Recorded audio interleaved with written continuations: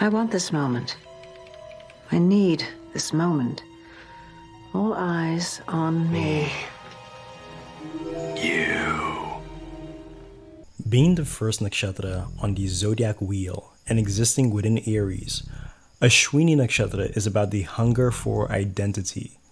In this very hungry nakshatra, we are essentially feeding off of our environment and feeding off of the people around us to build our body. In Aswini, what we find is a struggle for individual identity, a struggle for prominence. They often find themselves within a dynamic where they are forced to be in the shadows of a more solar force, or find themselves in a situation where they are forced to prop someone else up on their shoulders. In Aswini, we create and adhere to a body, a singular identity made of various members, and these members are of course our friends or allies or minions. And often one person takes the role of the head of the body while the others are relegated to the lesser members. But many of these members are often not content with simply being an arm or a leg, and they begin to resent the individual who is appointed the head, and often begin to conspire against him or her. Another point is that, though oftentimes it may seem as though all these members belong to a single body, what sometimes happens is that there is a selfish and self-centered relationship where one individual takes all the spotlight for themselves and deprives everyone else of the opportunity of gaining prominence. Many Aswini natives, for example, may begin to feel deeply resentful when they start to realize that the head of this body, which could be their boss or some sort of leader, is stealing the credit for their own ideas, their own contributions, and then taking the rewards for their own ideas without giving them any recognition. And we find that Aswini is both the agent and victim of this signification, as they can either be the one to take advantage of others, or they could be the ones who are taken advantage of. Aswini could be the one literally eating the bodies and eating the identities of their underlings, their employees, or those lower in the hierarchy, in order to nourish their own body so that they can grow strong while literally starving everyone else of their own individual identity.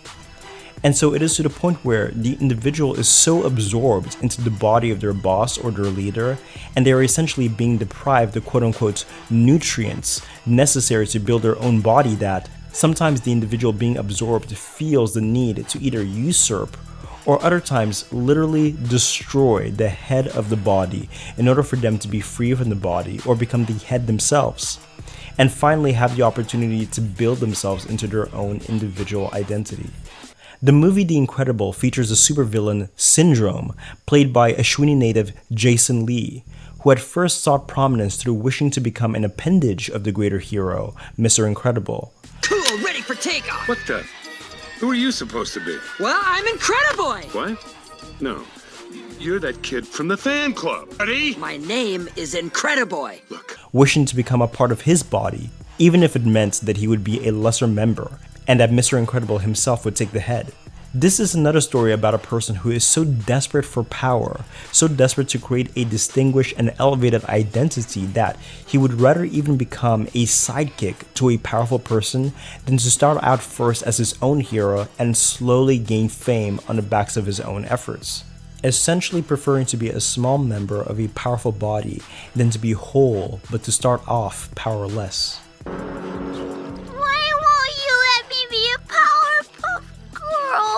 The cartoon series The Powerpuff Girls feature a similar theme with the character Princess. One of the Powerpuff Girls, the leader in this case, is voiced by the Aswini native Kati Kavadini. The three girls are of course seen as the most distinguished children not only of their kindergarten, but also of their entire town. Their fame is such that they require no introductions. When a new girl enrolls in the kindergarten, she is hungry for a sense of identity, but she is not interested in doing the hard work of actually cultivating her own original identity. Wow, that was amazing! How did you do that? It's easy. We're superheroes. Yeah, we're the Powerpuff Girls! Oh, well then I'm gonna be a Powerpuff Girl too. Well, we're not really accepting new members at this time, but thank you for your interest in our group. She is fascinated by the already cultivated power the Powerpuff Girls have and is more interested in becoming an imitation of them, if it means that she too can quickly have access to power. Don't worry, Powerpuff Girls, I'll save you! Evil doers, beware the wrath of the Powerpuff Princess! Hi-ya! Hi-ya! With these two examples, we see that from this deep desperation to become somebody important, and to have a distinguished identity, Aswini Nakshatra can often deceive an individual into cheap imitation. Instead of going through the more difficult and oftentimes confusing process of finding oneself and being authentic as a means of discovering one's own path, You always say be true to yourself, but you never say which part of yourself to be true to. Well, I finally figured out who I am. I am your ward. Incrediboy! And now you have officially carried it too far, buddy. one may choose what seems easier, which is either becoming a cheap copy of a more prominent figure or choosing to become a sidekick or a follower as a means of being part of the same body as that more powerful figure, but again, be relegated to a lesser limb of the body. Aswini can suffer from such a desperation to become somebody distinguished and important that they may be too impatient to start from the bottom and slowly work their way up to their own individual and unique prominence. Or on the other hand, Aswini native individuals could have this effect on other people, where the Aswini native, his or herself, is seen as so impressive and is held as such an ideal that everyone else is dazzled by them, that they wish to become just like them, abandoning their own purpose and opportunity for individuality in order to become a cheap copy of them, like how in this case, Princess Morbucks would rather become a cheap imitation of the Powerpuff Girls than to go through the more difficult process of creating her own identity. One snapshot with the socialite and it's all Serena! The series Gossip Girl really serves as one of our best examples, as the book upon which it was based was written by the likely Aswini Moon, Cecily von Ziegler, and one of the creators of the actual show was Josh Schwartz, who is likely a Mula Moon. And it also stars two Ketu natives as the lead, Maga native Blake Lively and specifically the Aswini native Leighton Meester.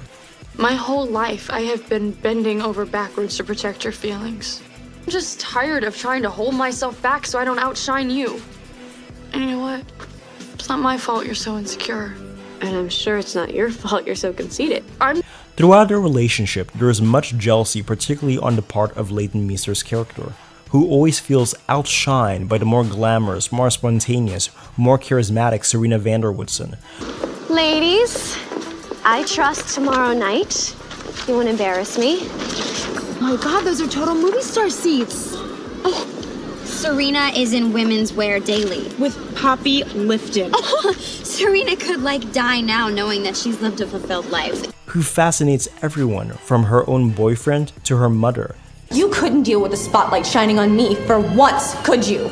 But Blair, I encouraged you to do this. Why would I try to steal something from you that I pushed you to do? Because you take everything from me! Nate, my mom, Blair! You can't even help it! It's who you are! In their friendship, especially in the early seasons, Blair never feels seen by anyone, and her own talents are never recognized because a more sparkly figure essentially steals all the light from her. This builds within her a deep resentment, and provokes many of her most villainous tendencies, which serve the purpose of destroying her best friend, usurping her position so she can finally have her time in the sun. At least I won't have to watch the next episode of The Serena Show.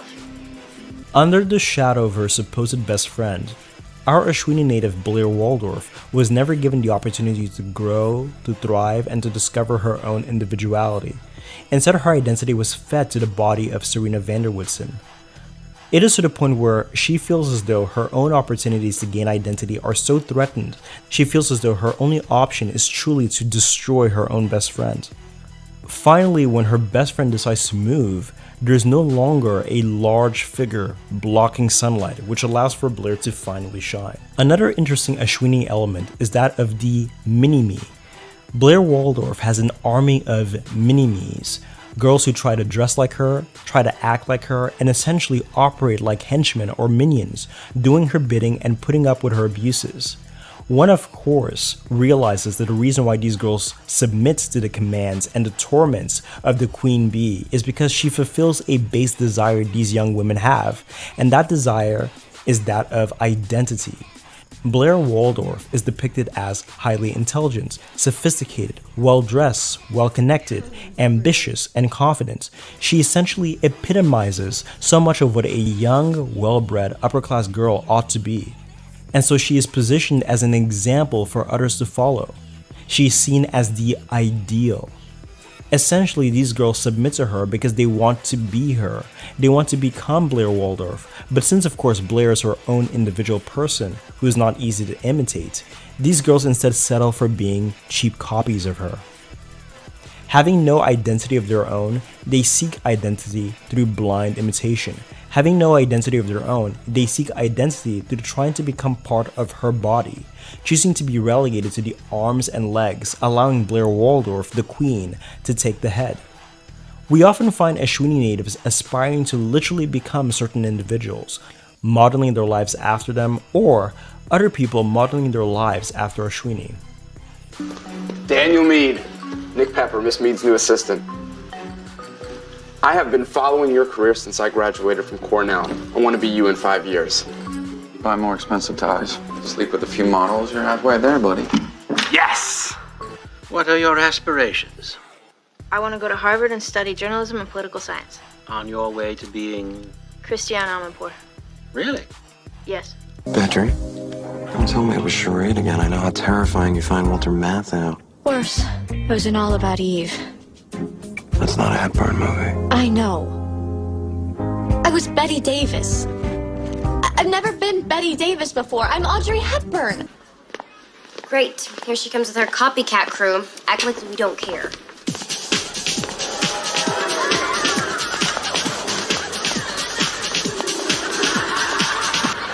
What happened to you two? Pick your noses so hard they fell off?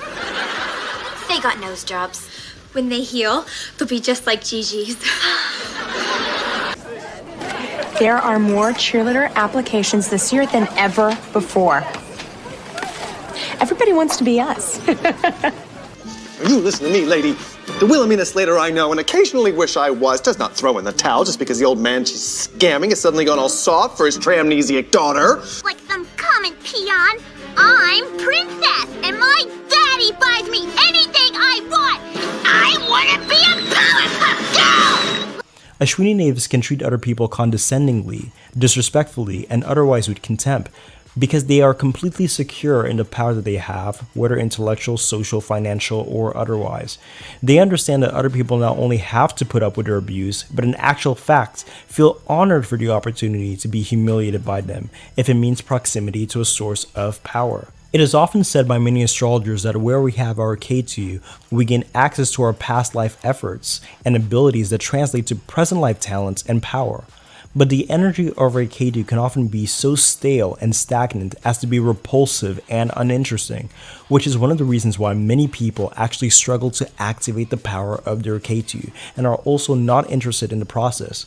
But Ketu nakshatras like Aswini are born with more facility in accessing these energies, which is what blesses them with so much power and, as a result, a lot of celebrity.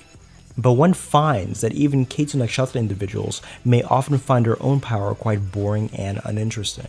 Aswini Nakshatra is actually very good at creating bonds between people, even if it means creating a false sense of allegiance, pulling loose individuals together into an organized team for the supposed accomplishment of mutual goals, creating group binding rituals and experiences to maintain solidarity. Tonight, on the eve of our separation, magic has come to us in a pair of pants. And I'm proposing that we share them equally and that this summer they travel among us and they'll link us in hearts and spirits even though we're far apart from each other. Together, it was as if we formed one single, complete person. Wild, unstoppable Bridget, shy and beautiful Lena, Tibby the rebel, and me, Carmen, the right. I think that tonight we're the sisters of these pantalones. Yes. Sisters of the pants. Yes! We need rules. Every sisterhood has rules. Thank you. A manifesto. The Sexy Gopher Whore Head Challenge is one of Kappa House's oldest hazing traditions. You gals are gonna stay here overnight getting to know each other and trying to keep the ants from crawling up your noses, while the Chanels and I go get banana daiquiris at the White Stallion. Good night, ladies. Most honorable big brothers, we humbly beg for your forgiveness! Enough! I hereby sentence you to me. Oh no, big brother, no! Big Bertha! Peace! Drop your sweats! Bend over! Ow! I'm cooking the cocoa The historical belle of Chilton, 120 years old. Every member of the Puffs has stood here under the cover of night to pledge her lifelong devotion to us. I pledge myself to the Puffs, loyal I'll always be. P to start, 2 F's at the end, and a U sitting in between. Tell us, Mr. Wilson, brother to brother, something you've never told anyone before. Your most guarded secret. Something you will need to trust us with. All right, you know why we're here. So if you got any doubts or reservations, now is the time to say so. No one will think any less of you. Because once you enter this family, there's no getting out. This family comes before everything else. Everything. Before your wife, and your children, and your mother, and your father. It's a thing of honor. Kappa sisters, someone is screwing with us. This blood oath will ensure solidarity among us. We are all related now. Let's all touch bloody fingers as I read this oath. All right, little sister, here is your first trial. No problem.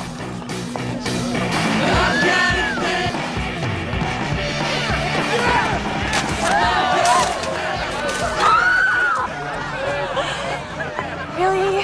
Funny. What else you got? I got you guys something. What's the occasion? You'll see. Open them.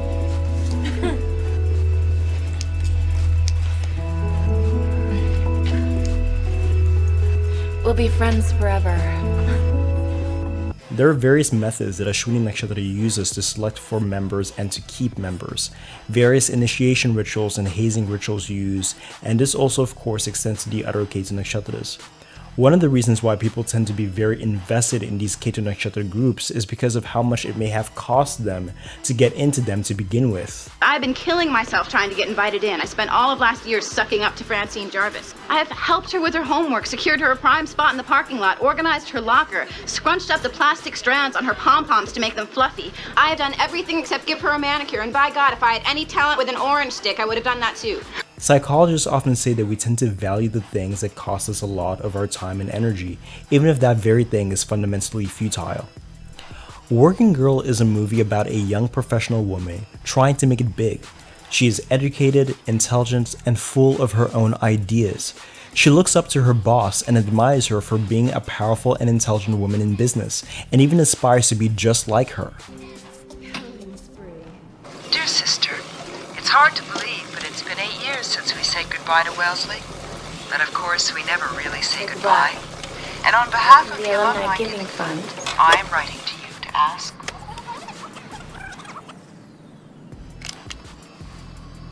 Dear sister, it's hard to believe, but it's been 8 years since we said goodbye to Wellesley.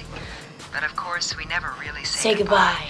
And on behalf of the Alumni Giving Fund, I am writing to you to ask. And is honored when she decides to become her mentor. She puts up with the way her boss belittles her, humiliates her, and generally subtly mistreats her. You can do it. You've done it before. It's no problem. Thank you very much. Anybody can do it. Yes. Now listen, you. So, how do you think the party's going? Pretty well, I think. Should I stop serving now? Better make one more round. Right. I'd love to help you, but you can't busy the quarterback with passing out the Gatorade. Arnie, my hero! Because she believes that this is what she has to do in order to please her boss, be recognized by her, in order to one day become an important woman herself. One day she decides to share her unique and original ideas with her boss, believing that her boss will offer her the opportunity to be in the spotlight and finally build her own distinguished identity. No chance you overheard it, say, on the elevator. No, no way. Somewhere. It's my idea. Good. Discuss it with anyone else? No. You think that there's something there? Well, I can think it through for you. Why don't you leave me your notes? I'll have a look-see. But she becomes suspicious of her boss, played by Aswini native Signori Weaver, who she believes may be stealing her ideas and passing them for her own. Based on these suspicions, this employee becomes villainous and essentially begins to conspire against her boss in order to usurp her position. You're gonna want to hear this. You cannot go into this. This is a closed meeting, and you can. Thank God I'm here. What the hell is going on? You're being tricked. That's what's going on. This woman is my secretary. She's not? Oh, no? Ask her. You're not her secretary? I can explain, Jack. She rifled through my desk, found my memo outlining a Trask radio acquisition, and has been passing it off as her idea. It was my idea. She stole it from me, I swear. She now perceives her own boss as a threat to her identity, and she's convinced that in order for her to have this space to grow and thrive and develop her own distinguished identity, she has to destroy her boss. In this case, it is less a literal destruction and more so taking advantage of the fact that her boss is in the hospital to steal her clients and usurp her power. Fire in every finger. I get ideas. What? I get ideas. And after we have kissed goodnight. Oh, Estella, I'm surprised at you holding out on me. But I was on my lunch break in a public space. Yes, I own the alley. Really? You can own alleys? Alleys, designs, people, their souls. Check your employment contract. Well, I seem to have found my new signature piece. How do you like it? Take off your clothes.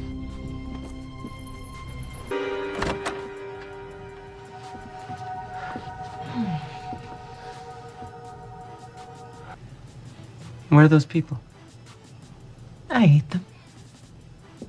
Swimming with Sharks is yet another movie where the boss or leader is played by an Aswini native who essentially wishes to consume the identity of their underlings in order to feed his own identity. You have no brain. No judgment calls are necessary. What you think means nothing. What you feel means nothing. You are here for me. You are here to protect my interests and to serve my needs. And it is your responsibility now to see that I get what I want. Am I clear? Kevin Spacey, a Aswini native, belittles his employee and also steals his ideas and passes them over as his own, lying and betraying him but orchestrating situations in such a way as to make his employee believe that they are part of the same body. You do this thing. You convince Dawn to go this way, and then you and I are going to run this place. The both of us. Look at us, Francis. We used to make each other stronger, or at least I thought so, but that was a lie. We were making you stronger. And now I'm just weak and small, and I can't stand that feeling any longer. And so a win for him is necessarily a win for his employee. These humiliations he made his employees suffer were as a means of programming him as to where his place was, which was beneath him and in his shadow, serving no greater purpose than to prop him up and act as a stepping stool to his success, so that he could ascend to prominence. Where the fuck are you going? I was going to the bathroom. I need to go. Well, forget about what you need and concentrate on what I need. I need you here. Get me on another fucking call. Princess, I want! You want! You want! What about what I want? The ending of this movie is also quite interesting because we witness the assistant turning into the villain. Since he cannot become the head, and since he is resentful of the fact that he himself is denied the opportunity to develop his own person, his own distinguished identity, because his boss is constantly feeding off of his ideas and feeding off of his originality. I want you to stop sending me to the fucking office for your goddamn phone numbers for your fucking sunglasses. I want my life back! He decided to tie his boss up and threaten to kill him. It is as if he believes that only in destroying this man will he finally get the opportunity to receive the solar light of fame and recognition that his boss was blocking from him by standing in front and above him.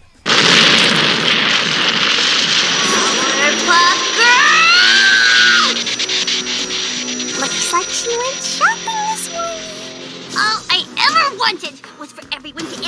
love me as much as they love you. But no, you turned everyone against me. You humiliated me. You told me I could never be a Powerpuff Girl. Well, if I can't be a Powerpuff Girl, then there won't be any Powerpuff Girls! Aswini often creates this dynamic where the head of the body literally denies all the other members from even daring to seek their own individuality, essentially communicating to them that their place is beneath them and they serve no other purpose but to feed themselves to the head, even going as far as to say that without them, they have no intrinsic value. You were nothing before you met me. You were playing Barbies with Betty Finn. You were a Girl Scout cookie. I got you into a Remington party. Dina, you know why I chose you to sing lead? Because your voice has no personality, no depth, except for what I put in. See, nobody knows you like it. You can't even take a shit and wipe your own ass unless I say it's okay. What the fuck are you doing? Exactly what you taught me. I taught you to disrespect us, and you taught me to rule. That's right, rule, bitch. But don't forget who made you. I'm Violet. You're whatever the fuck I want you to be. I made you, and I can break you just as easily. I had a deal that put your name right next to mine. And it wasn't even up there yet, and you started acting like it was on top of mine. To protect you. Bullshit. This wasn't about protecting me. This was about advancing you. So now, you're going to stay here, be humble, and learn your goddamn place. You want to go back to your shitty little existence? Go ahead, leave. There's the door. No one's stopping you. You could have left any day, but you stayed. What life? What life? I gave you life. Before me, you were nothing. Before me, you were an ink spot, and now you're playing in the majors. It was becoming harder and harder to deny the truth. Without Jess and Casey... Hey, Jess, Casey. Hey there, Principal Buchanan. I ceased to be. Don't they know that without me, they never see the inside of a fashion tent? They'd be stuck behind the barricades with PETA. Trying to get me voted off the island? It won't work. I made you, Spencer. I made all of you.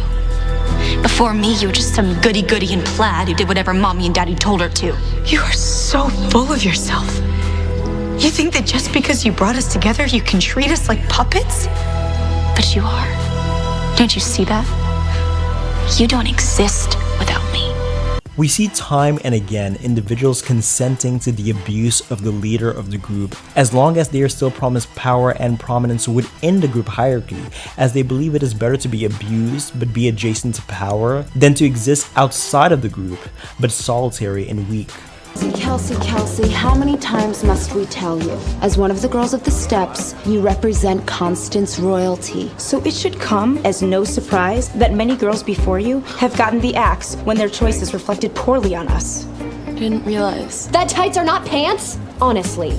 In the series Scream Queens, we have the group called the Chanels, which is a group named after the head, the queen bee, Chanel herself. Good morning, Slits. Good morning, Chanel. My name is Chanel Oberlin, and I am the queen of Kappa Kappa Tau. These are my minions. I don't know their names. I don't want to know their names. They are known as... Chanel number 2. Chanel number 3. Chanel number 5. I'm Chanel number 1, obvi. Played by Mula native Emma Roberts. And as one of the more prominent Chanels is Abigail Breslin, who is herself an Aswini native. Let's make that a priority. The things you say are hilarious and poignant. Thank you. Yeah, you have an amazing skill at telling people what they need to hear. I'm sorry, did I ask you to pull down my panties and blow a compliment up my butt? Nobody likes a suck-up Chanel number 5. Remember that in the series Gossip Girl, we had an army of copies of Blair Waldorf that dressed like her and imitated her. Damn. It's your turn, Heather. Now, Heather, it's Heather's turn. Heather. Sorry, Heather.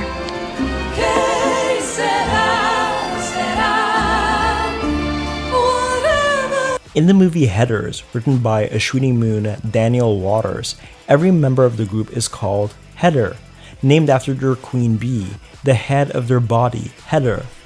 And the weird thing is that the whole dynamic there has changed for me. Really? How so?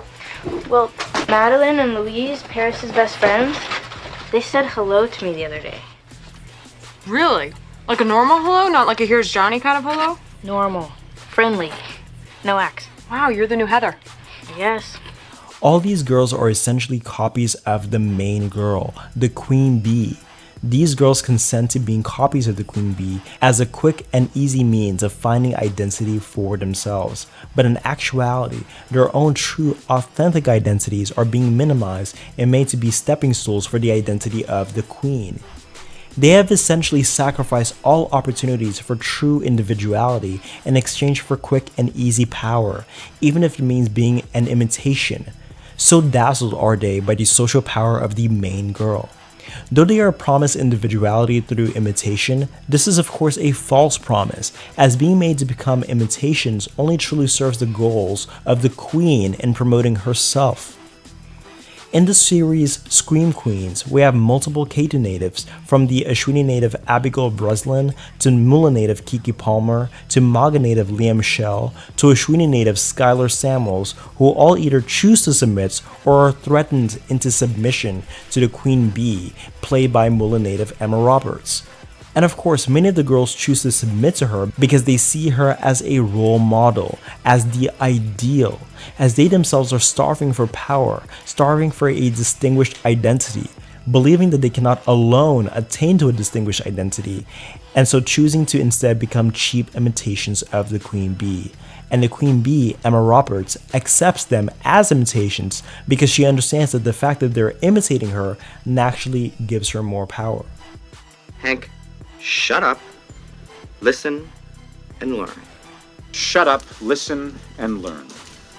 When I asked for something to be delivered at 8, I expect it at 8. I want it at 8, not 8:30. So the next time I ask for something to be delivered at 8, get it there. Morning. What's going on? Well, there's just a little mix-up in the mail room. If we recall from the Danishta video, Danishta was also very common in these sorts of groups, but for different reasons. Whereas Danishta's popularity was more so owing to its cultivated charisma, advanced social skills, playful banter, and overall fun personality, which called towards itself a crowd. But we all have a jiggle. Okay. You want me to show you the jiggle? Sure. No, it's embarrassing. You want me to show you the jiggle? Yeah. Let's see. That's not a jiggle. You probably work out all the time. No, I don't, but I'm gonna. You're gonna. I like him. Well, that's real swell, but it still doesn't get the cream in the cupcake. But the thing I like best about him is his family. Anyone there you can find? What? I'm trying to be helpful. What we see in Aswini is that it represents, again, the ideal. The ideal son, the ideal daughter, the ideal member of society that is propped up as an example for others to follow, emulate, and imitate. The Nishta is specifically the popular girl or popular boy who is specifically popular because they are social butterflies, whereas Aswini is the girl or boy one takes on as a role model and wishes to copy. But both Aswini and Danisha are the two most common nakshatras we find as the center or aspiring to become the center of these groups, and they also possess the intelligence of knowing how to form such groups. So Danisha is the person you want as your best friend. No, but you just you're so nice to him. You're literally the biggest bitch to us. Hey guys, so we're gonna go to dinner now. Whereas Aswini is the person you literally aspire to become. Again, the ideal.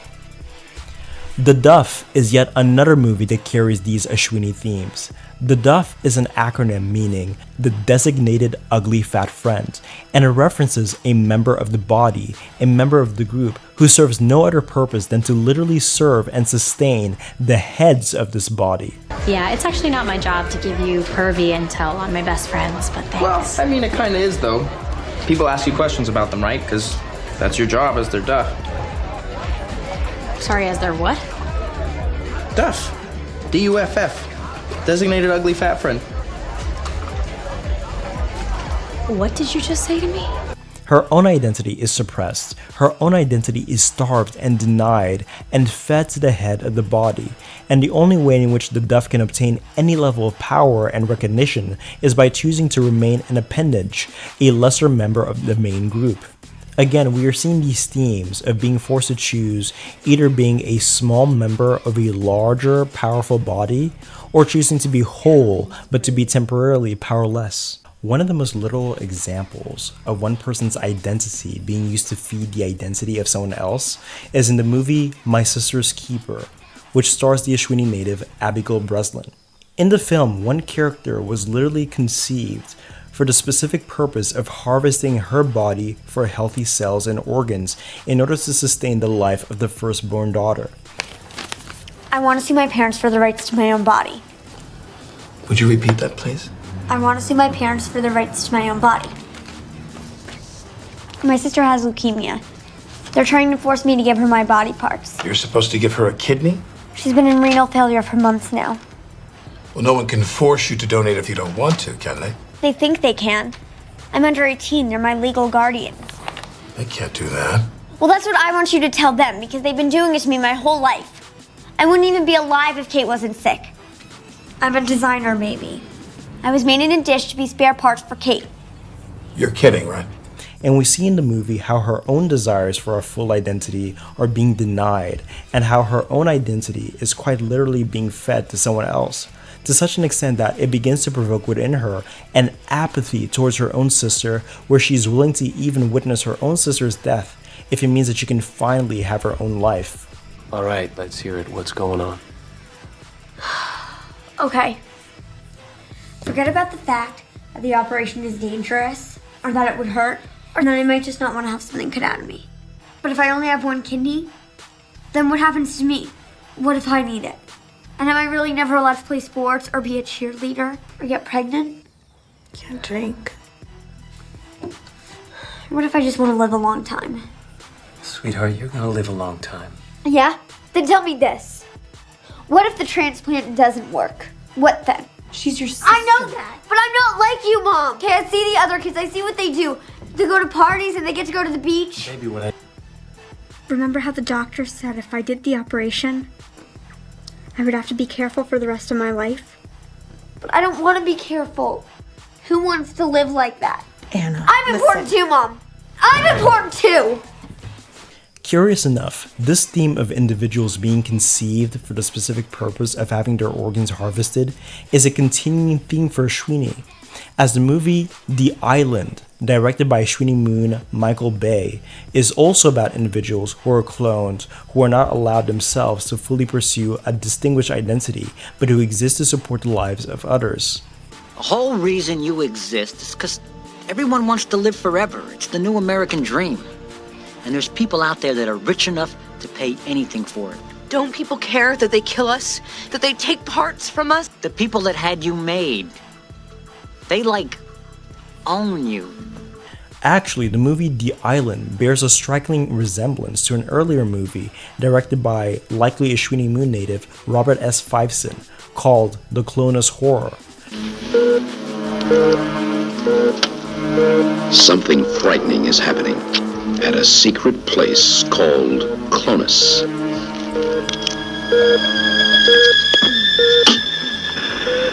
Will the truth ever get out?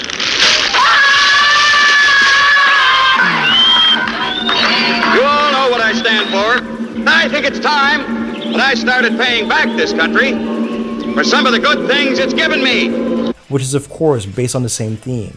Individuals cloned for the sole purpose of having their body parts harvested. So strong was this resemblance that those who produced the movie The Island were sued.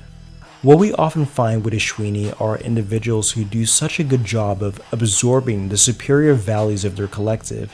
They tend to be very receptive to their parents' instructions from a young age, and as they get older, tend to embody wonderfully the ideals that are most treasured and valued in their environment.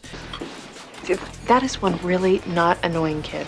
Yes, she really is not. See, I might consider doing the whole mom thing if I could be guaranteed that I could get one just like her. Oh, you can. You just have to go to Sears. This of course inspires people to want to invest in them and their plans and dreams and purposes, as people have a feeling that they are investing into something that is good and worthy. And this is again one of the reasons why people tend to view Aswini natives as role models to be followed. Parents often compare their children to Aswini natives and hold them up as superior examples. And this is one of the reasons so many people emulate them, imitate them, and even submit to them and their influence, because they believe that they are being influenced by something that is fundamentally good and honorable. You are evil. I'm so going as you for Halloween! In the series Ugly Betty, we see another example of an Aswini native clinging to the coattails of a more dominant, impressive individual, convincing themselves that the way in which they personally will arrive to greatness is by becoming part of the same body as someone who is already great, again, letting the great individual, or in this case the great woman, to take the place of the head, while he is relegated to the lesser limbs. He performs these stereotypical bootlicking duties of the minion by constantly complimenting her and dealing with the menial and even humiliating tasks that are outside of his job description just to please her. What took you so long? Believe it or not, they only sell these critters in one pet shop in Jersey City. Well, hurry up, I don't have all night. Can we just use a really strong loofah? Dump 'em! He tells badly timed jokes in an attempt to entertain her, and he's very much loyal to her because he, in a sense, wishes to become her. Again, impressive, intelligent, and important. He is essentially worshipping her image as a means of eventually becoming her, and she in turn is eating his identity in order to feed her own. Studying Aswini Nakshatra really helps us understand better what the effect is like of being around an individual who has accessed the power of their Ketu. When an individual has accessed their own unique primal talents, the effect can be so dazzling that it can confuse those watching into letting go of their own destinies in order to align with the said individual. Many people can become so impressed by the display of awesomeness of one who has accessed their Ketu that they would literally rather be the arms and legs of another person than to be the heads of their own bodies, instead of going through the more difficult process of discovering their own genius and originality. It can actually be quite dangerous for someone who does not have a very developed identity to become so attached to Aswini or Maga or Mula or Ketu natives in general. Because what can sometimes happen is you never really end up developing your own unique personality and talents because you're too busy making a meal out of your own identity to feed the body of another person, to work for their ambitions, to push for their goals, and to forever minimize yourself and feed yourself to them until you waste away. This tells us more about what Ketu is doing in our birth chart. Where we have Ketu could be representative of the sort of individuals we are so fascinated by to the point of submitting ourselves to them, believing that in worshipping them and sacrificing ourselves to them, we may be generously swallowed up into their body and become fused with them, even if it means we are relegated to the extra limbs of the body and take the head. And the opposite is also true. Where we have Ketu could represent where we have many fans and followers because we have essentially accessed a genius in that placement that other people struggle to access. And so instead of other people accessing their own genius, which is a difficult thing to do, they instead decide to become our fans and our followers in hopes that we will eat them and take them into our body. Essentially, they abandon real opportunities for their own personal growth in order to become our imitation. What we find, and we will continue to find in future videos, is how Ketu Nakshatras have a special pull on children and young people, for example, because young people generally do not have a very well developed sense of self or sense of identity, and the work it takes to develop one's sense of identity may seem confusing to even begin. It's one of the reasons why children are so susceptible to copying other people, like their favorite celebrity, or like the most popular person in school. And copying, of course, only serves to add to the legend and fame and prominence of the person one is copying. When one copies another person, one is deluding oneself into thinking that one is developing their own identity, when in reality, they are further losing themselves and actually feeding themselves into the idea of another person. But imitation is not always a bad thing. And in fact, to imitate is the way of the student. When one is learning a new language, one imitates. When one is learning a new musical instrument, one imitates. One imitates and imitates until such time as one graduates into originality. Because first one needs to understand a discipline or an instrument well enough in order to articulate one's own unique ideas. One must recall that neither Ketu nor Rahu are real planets in the same way that Sun, Moon, Venus, or Jupiter are, and that actually a person must generally make efforts to make these energies more concrete. Ketu represents our past life treasures, our past life talents, and our past life power, but Ketu operates like buried treasure that needs to be dug up to be discovered. Ketu represents an energy that is at the same time familiar to us, but we may struggle to make this energy concrete and accessible to us, and so for this reason we may look to a role model, a guide that serves as an example to follow that can help us to activate our Ketu. In a sense, Ketu can help you find a role model in a real world that can help you to remember who you are meant to be. This may sound confusing, so I will use the following example. To be male and to be a man are two different things. To be male is to be unrefined and raw. To be a man is to have graduated from the level of a mere male into something more refined. The average male can sense that they must forge themselves into greatness. They understand that they have it within them to be great, but they don't know where to start. This is where they may look to another man they admire, a man that has achieved the state they are trying to achieve themselves, and then begin to imitate him.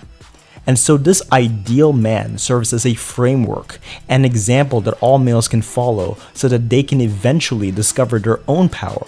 One can therefore understand also why Ketu energies are so connected to initiation rituals, because in their most ideal, initiation rituals are a way to help a person discover their own power, their own center of genius. We make use of initiation rituals to in a sense trigger and activate our Ketu, to introduce us to our own power. And so you can appreciate this interesting paradox. You are imitating the person that you are meant to be.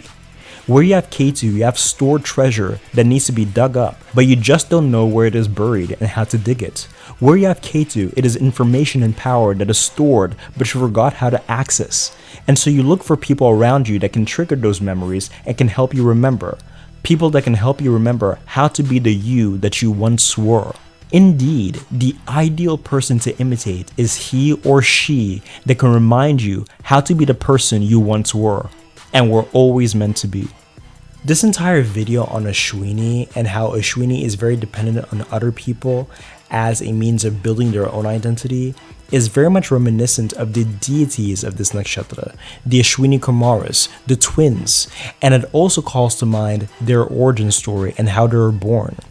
It is often said that the way that the Aswini Kumaras was born is, one twin was born first, but as that one twin was being pulled out of the womb, the other twin was gripping him by the ankles, almost as if to suggest that in order for one twin to come into prominence, he literally had to depend on the other twin.